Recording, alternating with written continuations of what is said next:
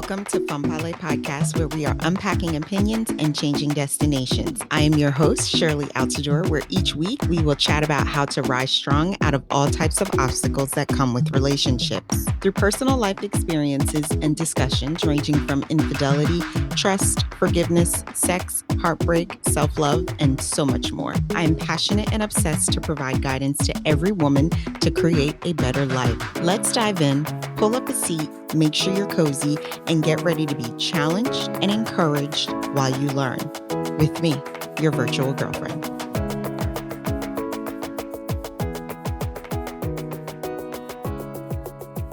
Welcome back to another episode of Fanpale Podcast. Today for story time, we do have a special guest with us today. We have Kellina, who is a young entrepreneur who loves to help people with their personal growth and educate others about the deaf community. Kellina, I'm going to pass you the mic for you to introduce yourself and tell the people who you are. Thank you so much for having me. I'm super excited to be here. I am so many things. Oh my goodness. So I am a deaf advocacy. So I teach people how to be inclusive for the deaf community. And little do people know, I actually am a deaf person. I am an upcoming author. I am an international speaker and mental health coach. And that's it. Whew. I think I spoke a lot. So. That's a lot. And I want to thank you for being on the show. You are also my first deaf guest. So I'm super excited about that because you are opening up the door for others, for them to not be ashamed to come on the podcast, share their story, regardless what the situation is.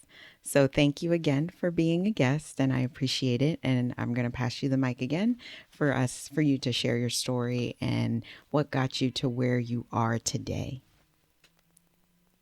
Oh my God, that's a really good question. I would say that I've been through so many struggles in the hearing community, going through school, and I had a lot of people doubt me, believe me. I never had a lot of people believe in me except for my family and my friends, my close friends. And when I got older, I actually ended up working at a big park in Canada. And a little boy approached me and said, Miss, and I'm like, oh, are you lost? And he's like, no, I was just wondering, he was just looking at my hearing aid. And because I have my hair in a ponytail and you could see my hearing aid. And he's like, no, I am deaf too. And I'm like, oh my God, no way. And his mom came full of joy. And she's like, you're the first person that my son met in the hearing environment. And it was really cool, but at the same time, it's really unfortunate and sad. And it's true because I can relate to him. And when I was growing up, I never met anyone that was deaf like myself in the hearing community. And then, the mom and I had a small conversation and said, it's very rare to see a deaf person interacting in the hearing community. Mm-hmm. And, that was a really good eye-opening for me to, like, if I can make an impact on a little boy, I can make an impact on more kids. And the mom was saying that since you did something so small, you are definitely going to do big in the future because you literally just show up one little piece, which is your ears off, and not hiding that. Mm-hmm. And so that's my story. And the second story was actually one of my professors is actually deaf. Mm-hmm. And nobody in the classroom knew he was deaf until that one day he paused the lecture and he's like, hold on, I have to change my hearing aid battery. And in front of the whole lecture, I was like, wait, did you just pause the lecture to change your hearing aid battery? And I was just so shocked. And I went up to him and we had a small conversation. And I said to him, I said, how do you do this? And he said, just like you're coming up to me. I didn't know you were deaf.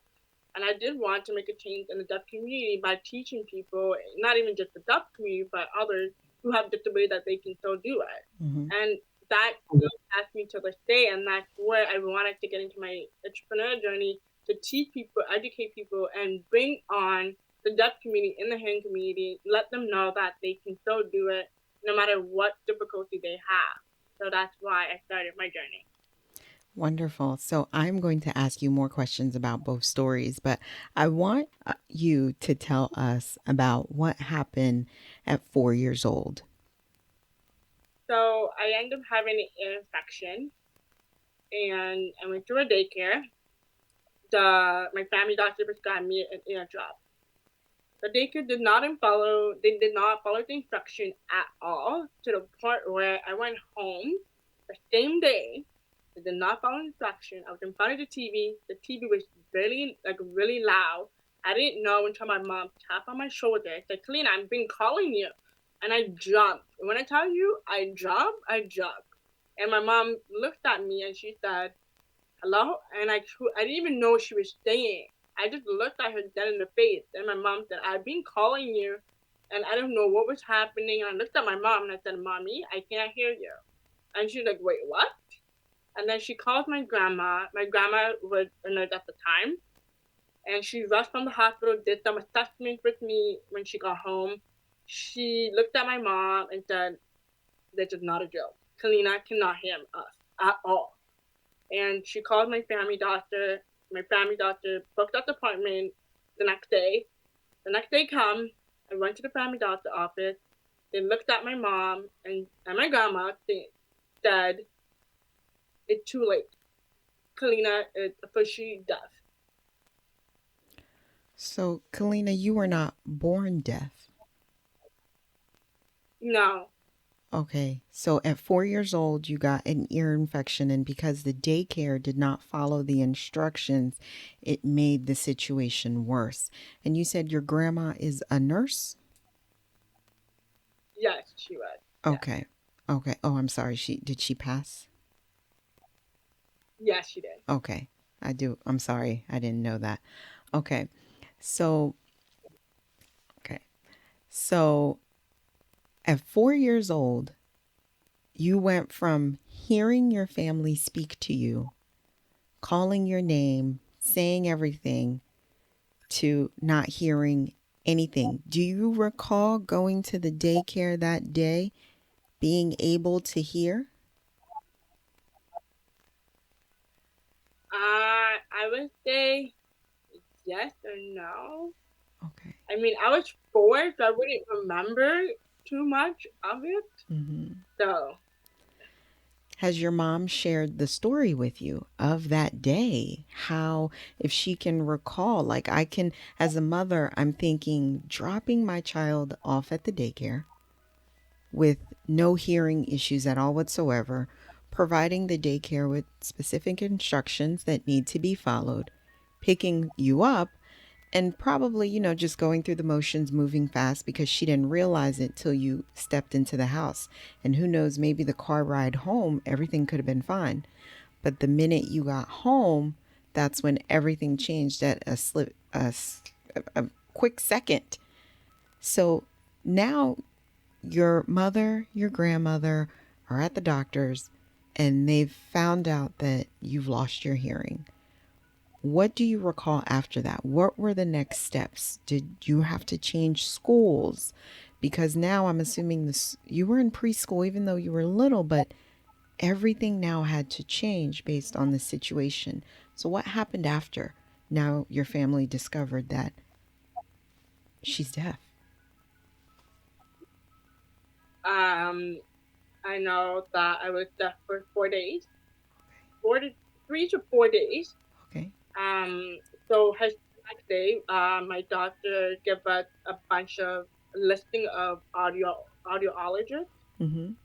that is close to my house. So we went there very fast, booked an appointment. I sat down there. I was going back and forth for 4 days, I would say, 4 days, doing hearing testing back to back, nonstop. I was getting tired. I was emotionally drained because I had to get up early, go to appointments, putting things in my ears, and I was just so. I was not myself. I was so done, and I was just like, I don't want to do this anymore. I want to go home. I honestly had a mindset of like something was wrong with me. Why are these things going to my ear? And there's a lot of time where my family tried their best to cheer me up, to make sure I'm okay, and I wasn't talking much actually. And finally, I would say 4 days after I got my hearing aid, I threw my hearing aid out in the garbage the same day I got that because I thought it was a toy. It was just too loud in my ears, so I was not used to the sound, and it was really hard. And it was hard for my mom too because she was a young mom, and so she had to learn how to, kind of accommodate me, I would say, in a different way versus as I was a hearing person. Calling my name, making sure she's facing me, making sure I'm reading her lips, make sure she's close to me so I can hear her fully.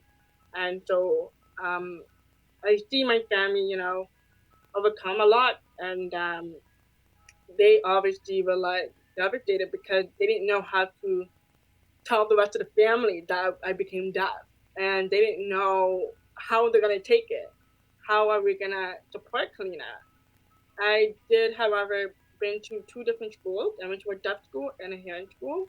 I went to two schools at the same time. So what I did was I went to a deaf school in the morning, a hearing school in the afternoon.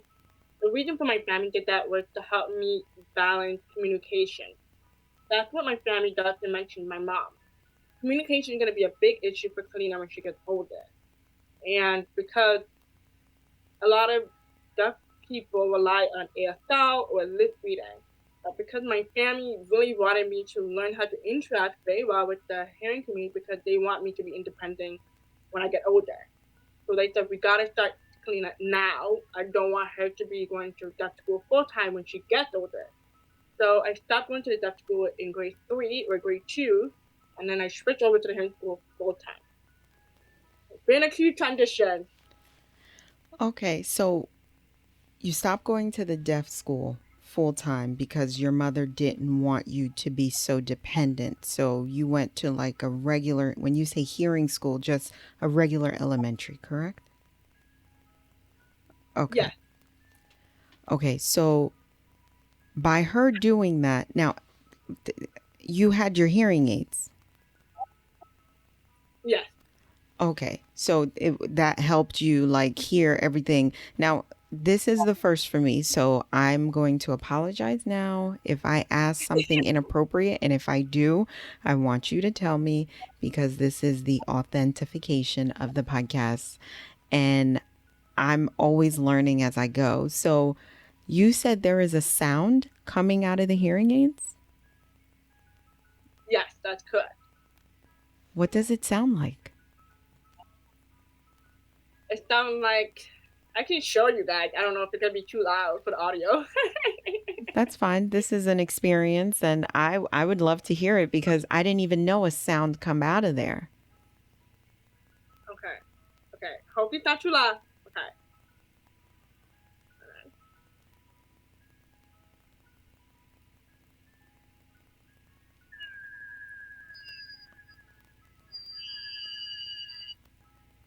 Okay, I heard it. It was not too loud. Yeah. So Just like a. Yeah. Go ahead. so this sound is in your ear the whole entire time? Yes. So what happened is when you go to audiologists, they have this I don't know what it's called, but it's like a little booth where they put the hearing aid in and adjust your sound that fix your ears. Okay. Yeah, So so the sound is out of my ears. Yes. how are you understanding me? Are you reading my lips? Both. So I'm reading your lips and hearing the sound at the same time. Oh, so you're hearing the sound and the sound is helping you hear what I say on top of reading my lips. This is fascinating. Okay. That's correct. Because I didn't know, I guess I never thought about it.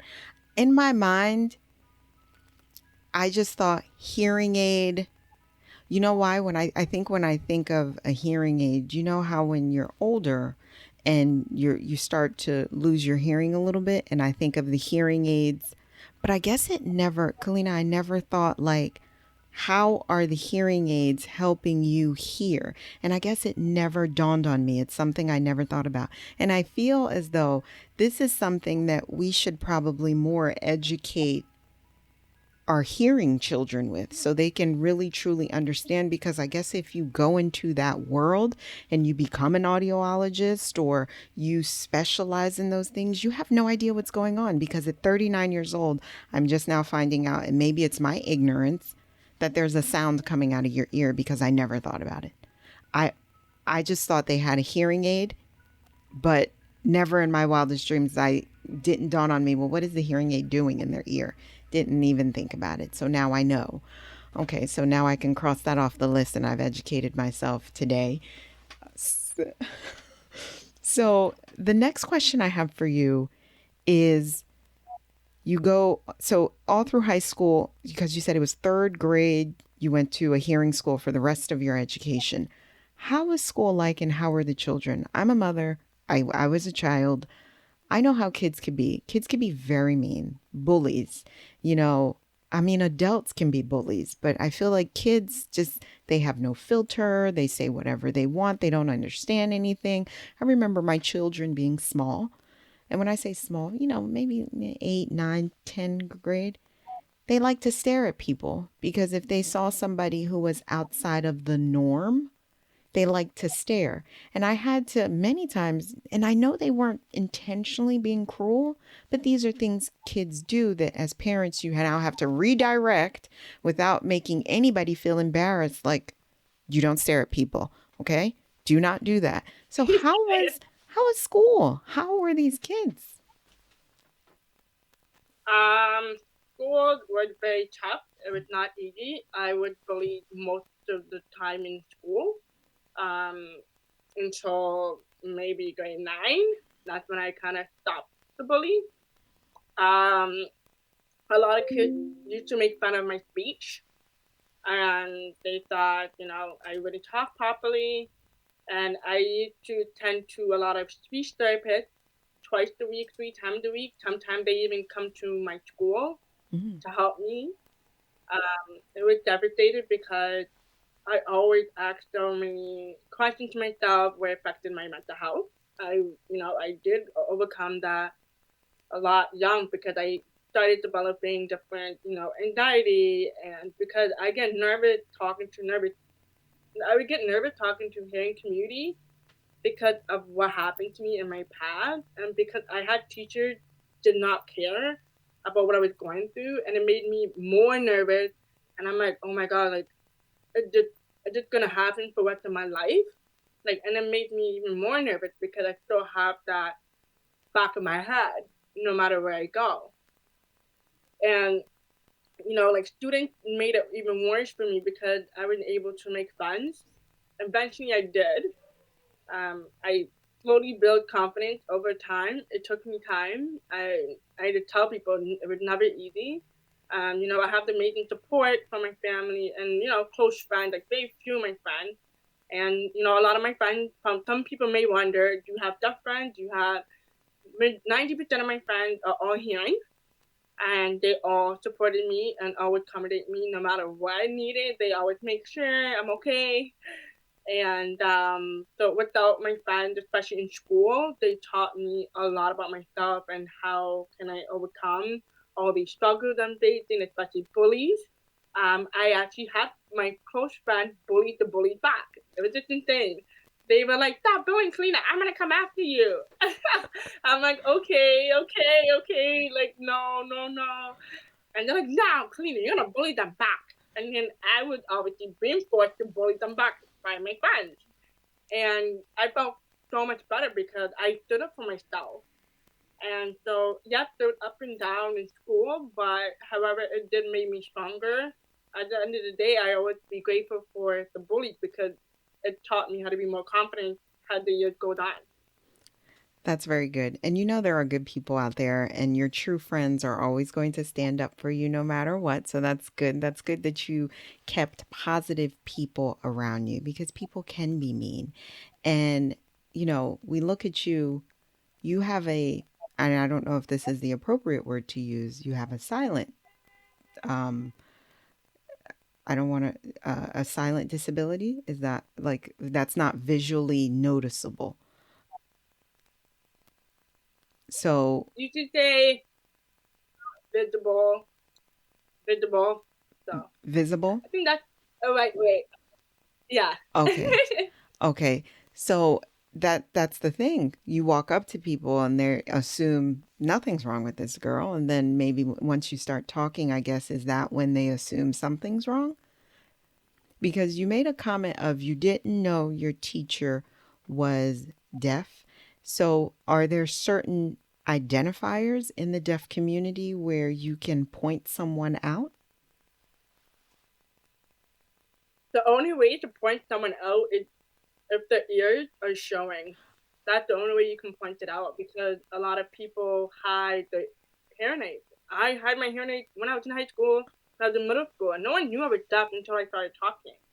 And people were like, "Oh, I didn't know. I'm sorry." And sometimes people throw like things at me or paper at me to get my attention, and I'm like, "Ow, what was that for?" They're like, "You didn't hear me," and I'm like, "I am deaf. I can't hear you from the back." I see. So someone has to be directly in front of you. So if let's Majority. go ahead, I'm sorry. Go ahead. No, you go. Majority of the time, yes. Especially if I'm in a outside environment, and especially if you are trying to have a conversation with me. I've gotcha. I gotcha. So this is the reason why it's important, because reading the lips is very important, because you are doing two things at the same time. Where the hearing community, such as myself, all I'm doing is just majority of the time, really, no, I'm not going to say, I don't read anybody's lips unless I'm in a situation where it's loud and I'm forced to have to read your lips because maybe you're a little further away from me and you're saying something, and now, I'm forced to have to read your lips. But a hearing person is only listening, they're not reading lips. But a deaf person, you have your hearing aids on and you're reading lips. Now, Yes, exactly. when is the sign language used? Is it only amongst the deaf community, or I guess yes, because I don't know how to do sign language. So if you came around me and you started to do sign, I don't know. So when you're speaking amongst each other, is that how you communicate to each other? Do you take your hearing aids off and you start signing, or do you just speak to each other? What is more comfortable? So that's a really good question. Mm-hmm. So there's people who cannot afford hearing aids, because my hearing aid, I always tell people, it's expensive. So per hearing aid mine is $7,000 Each? So yes, each.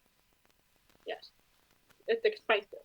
So imagine someone who don't have a hearing aid, but in order for them to interact with the hearing person, they will have to read their lips heavily. Other people have options. I know people choose to do ASL, so sign language, because they feel like they are so tired of hearing and listening, because we are drained from hearing and listening, right? Because we have to hear very closely. We got to make sure our eyes are open. Our eyes is our mouth, or our eyes is our ears. Sorry. Yes. And for a lot of people, I know a lot of people feel more comfortable signing because it's just a lot easier and it's a lot more way of having conversation without interrupting in terms of like partying, because a lot of people don't like that, right? And some people get ignorant when they have to repeat themselves consistently. And for me personally, I don't know how to do sign language.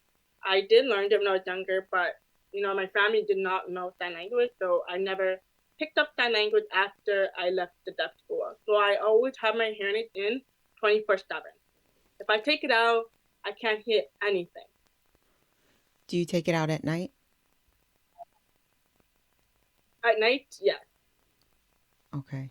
So is that suggested to take it out at night? Let's say if you lived alone and something was to happen, then you couldn't hear like if something was happening in your home or if someone was to come into your home. But I guess, e- and this is so, even though you're deaf, do you feel vibrations without the hearing aid? Yes, that's correct. Ah, That's okay. correct. Okay, so this is wonderful. And me as a hearing person, I don't tap into my all my five senses, all my five senses. I don't tap into all of them because I don't have, I mean, I feel vibration if I know it's being done, but I can't feel it because there's no reason for me to use it. And it just makes me realize, talking to you, Kalani, half of my ignorance, because we take for granted. I know the fact that I wake up every day, I can hear, I don't have to, deal with certain things. And it's simple things like that that we just need to be grateful for every day. And we're not, because I'm fascinated talking to you because I've never had a conversation before with a deaf person. Um, I guess I've never been in a situation where I had to have a conversation with a deaf person. I've never and when I'm thinking about in high school, I didn't I didn't know any, if they were deaf, they didn't share it with me, or I guess we just weren't friends. So this is my first real encounter with, I've been sitting with you for now 25 minutes talking to a deaf person. So I'm fascinated because it makes me realize that something as simple as, if you're sleeping and I can sometimes hear the slightest sound of the TV coming on, or somebody using the bathroom, someone going downstairs, my dog barking, something falling off the bed. These are things that I take for granted on a daily basis, and you can't hear stuff like that. You may feel the vibration of the phone No, falling off the bed. You may hear the vibration of the dog barking. So you're hearing it, and maybe hearing is not the right word. You're feeling it differently. And I'm feeling, yeah, hearing it and you're feeling it. So this is why it's just, exactly. it's just fascinating to me. And I don't know why it should be, because it's not like you're a regular person just like me. I could I mean, just a regular old girl. I might be older. How old are you, Kalani? I'm 24. Okay. So I'm much older. I'm 39. So I'm 39. So my next question is, now we're going to move forward. Have you finished college? So I finished my psychology degree, and now I am doing mental health in addition diploma. I have one more semester. I and then I might go do my master's, but I'm more focusing on my mental health coaching business because I do want to help more people and be more consistent with that. Gotcha. And when you say help more people, what is going to be your demographics and who are you going to be working with? I'll be working with people who have disabilities. My doors is open for people who don't have a disability. I'll be working with young professionals from I would say 15 to 35 years old, and I will be focused on positive psychology. So a lot of people may be thinking, "Oh, what's positive psychology?" Mm-hmm. So positive psychology, I think, on everything that's happening in your life right now, and we will be looking at the goals of your future. How can we improve your lifestyle? How can we benefit from that? I don't focus on negative psychology because a lot of time, me personally, from my personal experience, I felt like focusing too much on your trauma in the past, it gives you a lot of like too much um, information in your head where you don't have a space for yourself and you don't have space for your goals. And a lot of times people think that, oh my God, I need to focus on getting over my trauma, where you could also focus on your trauma at the same time, but at the same time, you should also focus on your goals because that is what's blocking you from achieving your goals. Mm-hmm. So I want people to know that there are still space and you are still able to achieve your goals, even though you have different trauma that's happening in your life. Very good. My next question is, what is the underlying motivation for writing your book? You said you're almost done, and I know it's just your life completely in general, but what made you say, I'm going to write a book and I need to write a book? It's important for me. Easy question. Have you ever read a book by a deaf person? No. There you go. Nobody I know in the hearing community never read a book by a deaf person. And I said, why not? I'd be the first. And that's what made me motivate me to do it. This is good. This is good. Okay. All right. And what is almost finished? 75%, 80% into it? So it's actually 80% done. And my goal is to get it pre-ordered by May 1st. And everybody can purchase it on May 28th, which is my birthday. Well, my birthday is May 29th, but I wanted everybody to get it going and push it on the weekend. So May 28th is when my book is going to be actually out. May 28th. Now, of course, her episode is not going to be posting till October. So by the time you guys hear this, it will be October and her book will already have been out May, June, July, August, September, October, 5 months. So this is going to be the opportunity when you guys are listening to this podcast. As she just said, have you ever purchased a book from a deaf person? Or have you ever read a book from a deaf person? And this is going to be your opportunity to purchase Kellina's book because her book will be done and complete by the time her episode is posted. And as you know, the links will be available on the website. So I do have 3 questions for you, and they're directed solely towards me, and they're going to be a benefit to our listeners. For someone with a disability, and as you can see, I have not had you are my first real interaction with a deaf person. And when I say real interaction, I don't have any friends who are deaf. I've never really had any, like, you know how you said you went to a hearing school. So your friends were fortunate. I feel they were very fortunate to be surrounded by you because they saw another world that they may not have been a part of if you didn't go to that school. I wasn't fortunate with that blessing, and I don't have any deaf friends. So you're the first person that I'm really truly interacting with. So what is one thing that you want me to know moving forward when it comes to submersing myself more in the community? I definitely say be open-minded when you talk. A lot of people are not aware of that.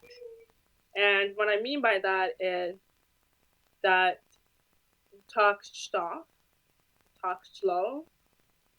I know it's hard not to talk too fast because I am coming from a Caribbean island background. We talk fast, and time I have to tell my family, you have to talk slow for me. Can you stop? And they're like, oh, I'm so sorry, Kellina. I'm like, come on. That is definitely my number 1 tip. And number 2, always have your social media accessible. A lot of people don't use closed captions when they are on Instagram, and, TikTok, any social media platform. Be really mindful to use closed captioning because you never know who's watching you. You never know who's going to benefit from your caption, your content. You just never know. So that's what I mean by in the beginning, be open-minded. So just never know. I'm a victim of it. Now I want to go back to I think the last video I posted, I did not use closed caption. I know I'm awful. At least I'm being honest. I don't think I did. But, this is why I'm telling you, give me some advice and what do I need to be more aware of? And, when I started this podcast, this is one of the reasons why I have a really good team with me. And one of my team members told me, she was like, I was debating on if I was going to do transcripts or not. But she said, transcripts are important because you want to make this accessible to everybody, right, Sherley? And I'm like, yes. So I'm doing good in certain areas and I need improvement on others. So I will make sure I put that on my list and to make sure I have So even on only on videos you could do closed caption, correct? Yes, you can. And also, Instagram updated their platform. You can use your story so let's say you're making a video, had your story on Instagram, your IG story. There are caption on it now. Okay. All right. So this is something I didn't know. I do stories not as often as I should, and sometimes I do pictures more than videos. So this is good to know. So now Instagram is including closed caption in the stories. Okay. That's That is correct. good information for me to take. And because of you now, I am going to be so mindful to make sure I do this because I'm trying to do better every day. It's a learning experience. So, what is the second advice that you have for the hearing community or a tip or something like that? My advice for hearing community is don't be afraid to ask questions. Oh, Don't be afraid. The reason why I would say that is because we disability people will appreciate you even asking us for accommodation instead of assuming what we need, because everybody's needs are different. So that's why I would encourage people, ask, ask. Don't be afraid to ask, because the worst thing that we can really say is leave me alone, or no, or I don't need your help, mhm. right? And trust me when I tell you, all the hearing community, if they're listening, we do want you to help us to get better in our life, and we do want to help you how to be more accessible. Wonderful. The other question I had for you is very interesting. Before we get into the last three, when you reached out to do the podcast, how did you know we were going to record the video portion? Because you wouldn't have been have would you have been able to do the podcast if we were not able to see each other? That's a good question. Usually, I message them. A lot of the podcasts I've been doing had video. I know a lot of people reach out to, hey, like, and I just kind of find out you are deaf. I didn't know. Do I need to have my video on? And I said, yes, you need to have the video on. Oh, And so I kind of figured you had a video on. I just kind of figured.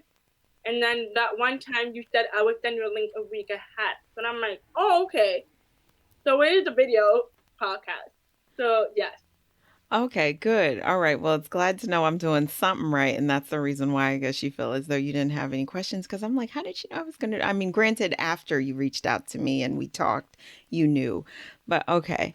All right. I'm still excited you picked me. I feel special.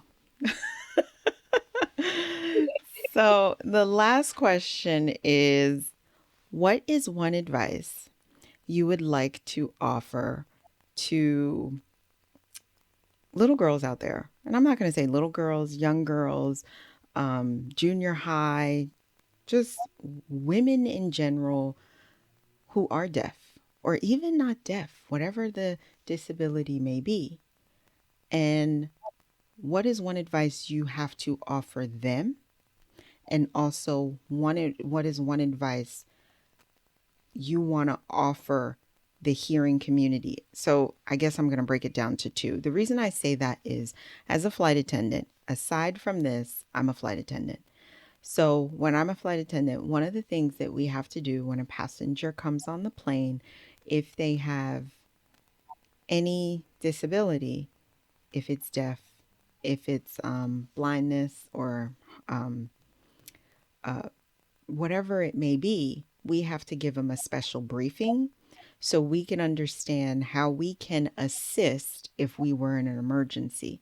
And even the verbiage we use for them when we're giving them our briefing, we always have to be mindful of what we say. One good thing that they've told us is always ask them how you can help them in the emergency. Don't immediately assume anything. Let them tell you how you can help them in an emergency. The other thing I've also gotten is um, with a blind person. And this was a passenger when I first had to brief her. She came on the plane and she was using a cane. And you sometimes a disabled person is so self-sufficient that you want to overhelp them, but she didn't need anything.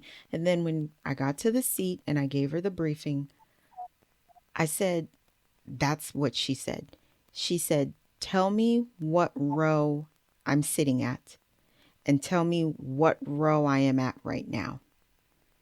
So she was right in front of 1A or 1 Charlie, and she was sitting in 12 Charlie.